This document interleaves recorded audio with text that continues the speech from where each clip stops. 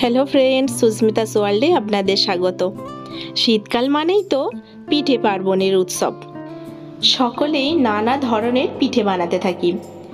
সেই রকমই গড়পড়তা কিছু পিঠের বদলে আজ আমি আপনাদের কাছে নিয়ে এসেছি ইউনিক একটা পিঠে, কদম ফুল পিঠে। আমি একটা বাটির মধ্যে 1 কাপ দেরাদুন রাইস দিয়ে দিয়েছি। রাইসটা আমি 3 থেকে 4 বার জল দিয়ে খুব ভালোভাবে ধুয়ে নেব। তারপর 15 থেকে 20 মিনিট ভিজতে দেবো। চলুন রেসিপিটা শুরু করা যাক। প্রথমে আমি একটা প্যান নিয়ে নিয়েছি, ওর মধ্যে আমি 2 কাপ জল দিয়ে দিয়েছি আর দিয়ে দিয়েছি 1 চামচ লবণ। জলটা খুব ভালোভাবে গরম হয়ে গেলে ওর মধ্যে আমি দিয়ে দেবো 2 কাপ চালের গুঁড়ি। চালের গুঁড়িটা দিয়ে একটু ভালোভাবে নাড়াচাড়া করে জলের সাথে মিশিয়ে নিতে হবে। এরকম লুজ হয়ে গেছে দেখে একদম ঘাবড়াবার প্রয়োজন নেই। আমি এটা ঢাকা দিয়ে 1 মিনিট লো আঁচে রেখে দেবো। খুব ভালোভাবে চালের গুঁড়িটা সেদ্ধ হয়ে যাবে।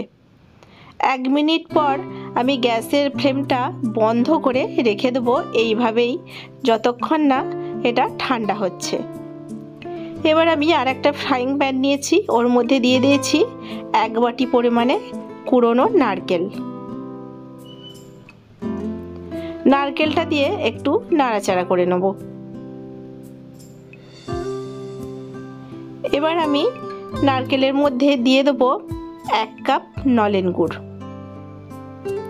আপনারা এরকম ঝোলা গুড়ের পরিবর্তে আপনারা পাটালি গুঁড়ো ব্যবহার করতে পারেন। গুড়টা দিয়ে খুব ভালোভাবে নারকেলের সাথে মিশিয়ে নেব। কন্টিনিউ নাড়াচাড়া করতে হবে, না হলে কিন্তু তলায় লেগে যেতে পারে।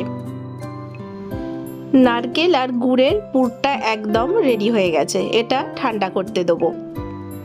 এইখানে দেখুন চালের গুঁড়িটা একদম পারফেক্টলি একটা ডোয়ের আকারে এসে গেছে। আমি হাত দিয়ে খুব ভালোভাবে ডোটাকে মেখে নিয়েছি। এবার এই ডোটা থেকে অল্প অল্প করে একটু হাতের মধ্যে নিয়ে এরকম গোল করে তারপর একটা বাটির শেপ দিয়ে দেবো। খেয়াল রাখতে হবে চারিদিকটাই যেন সমানভাবে গর্ত করা হয়। তার মধ্যে আমি দিয়ে দেবো নারকেলের পুরটা একটু বেশি পরিমাণেই দিতে হবে, তাতে করে পিঠেটা খেতে খুব ভালো লাগবে। পুরটা দিয়ে মুড়ে মুখটা বন্ধ করে ভালো করে আগে থেকে যে বাসমতি চালটা ভিজিয়ে রেখেছিলাম সেই চালের মধ্যে গোড়াগড়ি দিয়ে দিতে হবে। খুব ভালোভাবে মণ্ডটাকে চালের মধ্যে গড়িয়ে নিয়ে হাতে অল্প অল্প করে প্রেস করে একটু সেট করে নিতে হবে। আবার আমি একটা পিঠে বানিয়ে দেখাচ্ছি। অল্প করে একটু লেচি নিয়ে এই রকম বাটির শেপ দিয়ে দিতে হবে। চারিদিকটাই সমান করে শেপটা দিয়েছি, মোটা বা পাতলা করিনি। দেখুন আমি অনেকটা পরিমাণেই পুর দিয়েছি। এইভাবে মুখটা বন্ধ করে নিতে হবে, তারপর একটু হাত দিয়ে গোল করে নিতে হবে। চারিদিকটা সুন্দর করে গোল করে নিয়ে আবারও চালের মধ্যে একটু গড়িয়ে নিয়ে ভালোভাবে হাতের সাহায্যে একটু হালকা হাতে প্রেস করে নিলেই চালগুলো সেট হয়ে যাবে। এখানে আমি একটা মোমো মেকার ব্যবহার করছি এই পিঠেগুলো বানানোর জন্য। প্রথমে আমি জলটা গরম করে নিয়েছি, তার ওপরে যে ছিদ্রযুক্ত পাত্রটা আছে তার মধ্যে আমি একটু তেল দিয়ে ব্রাশ করে নিয়েছি। এরপর এক এক করে পিঠেগুলো আমি সাজিয়ে দেবো।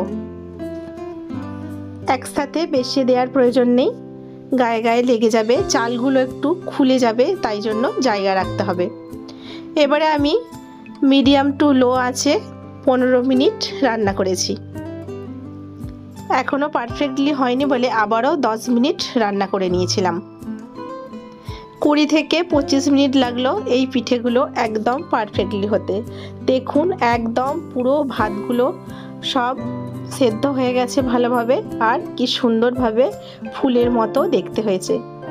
পিঠেগুলোকে একদম কদম ফুলের মতো শেপ দেওয়ার জন্য এখানে আমি কেশর ভিজিয়ে রেখেছিলাম দুধে, সেইটা একটু পিঠেগুলোর ওপরে দিয়ে দিলাম, যাতে করে দেখতে একদম কদম ফুলের মতো লাগে।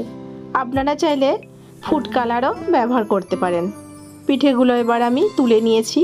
দেখুন কতটা সুন্দর দেখতে হয়েছে, একদম যেন ঠিক গাছ থেকে পেড়ে আনা সদ্য কদম ফুল। আপনারাও চটজলদি এই পিঠেটা বাড়িতে বানিয়ে ফেলুন আর কমেন্ট করে আমাকে জানান আপনাদের কেমন লাগলো। দেখুন পিঠেটা কতটা সফট হয়েছে, ওপরটা যতটাই নরম হয়েছে ভেতরটাও ঠিক ততটাই সুন্দরভাবে রান্না হয়েছে আর খেতেও ততটাই ভালো হয়েছে। আমার চ্যানেলটিকে যদি সাবস্ক্রাইব না করে থাকেন, আমার চ্যানেলটিকে সাবস্ক্রাইব করে আমার পাশে থাকার জন্য অনুরোধ রইল। সকলেই ভালো থাকবেন, সুস্থ থাকবেন। দেখা হচ্ছে নেক্সট ভিডিওতে। বাই।